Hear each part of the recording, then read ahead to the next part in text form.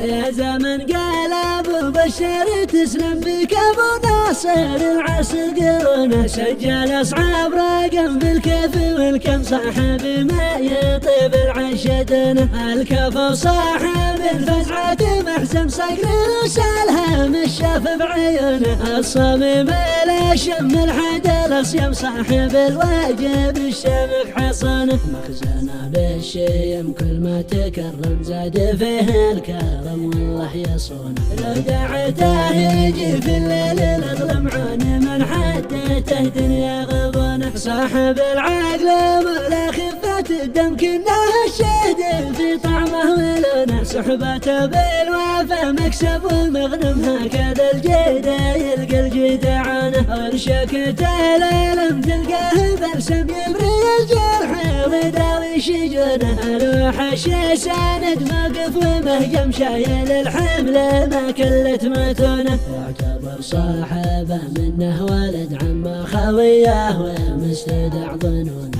اصلي الساسي والركن المردم مغرس الجديد تثمر غصونه، يحسب ما حسابه كم من مخضرم كلمته عاد ما في ما يخونه، كم مواقف كثيره شفته جمساغه احمد علي لو تعرفونه، يوم يدني على بالي ترى كم وقفته دعم من زادت ديونه، والله انه واقف سعد ومعصم في المهمات والجود شأنه، ما يفلت رفيقه لو تقطم شامخ الراس في القمه ترونه، الصاحب فرض وابن الناس ملزم بالوفا والصاحب يلي تبونه، يا زمن قال ابو بشر تسلم بك ابو ناصر العسكرونه، سجل اصعاب رقم بالكيف والكم صاحب ما يطيب العشدنه، الكفو صاحب الفزعه محزم صقر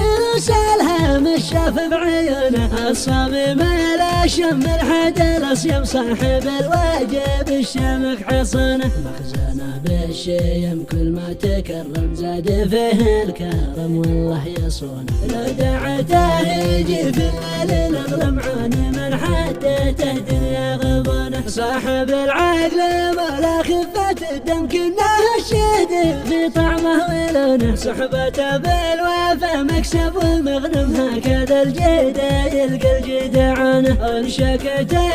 لم تلقاه بلسم يبري الجرح ويداوي شجونه، الوحش ساند موقف ومهجم شايل الحمله ما كلت متونه، يعتبر صاحبه منه ولد عمه خويه ومستدع ظنونه، اصلي الساسي والركن المردم مغرس الجديد تثمر غصونه، يحسب ما حسابه كم من مخضرم كلمته عاد ما في ما يخونه، كم مواقف كثيره شفته جمساغه احمد علي لو تعرفونه، يوم يدني على بالي ترى كم وقفته دعم من زادت ديونه، والله انه واقف سعد ومعصم في المهمات والجود شأنه، ما يفلت رفيقه لو تقطم شامخ الراس في القمه ترونه، الصاحب فرض وابن الناس ملزم بالوفا والصاحب يلي تبونه.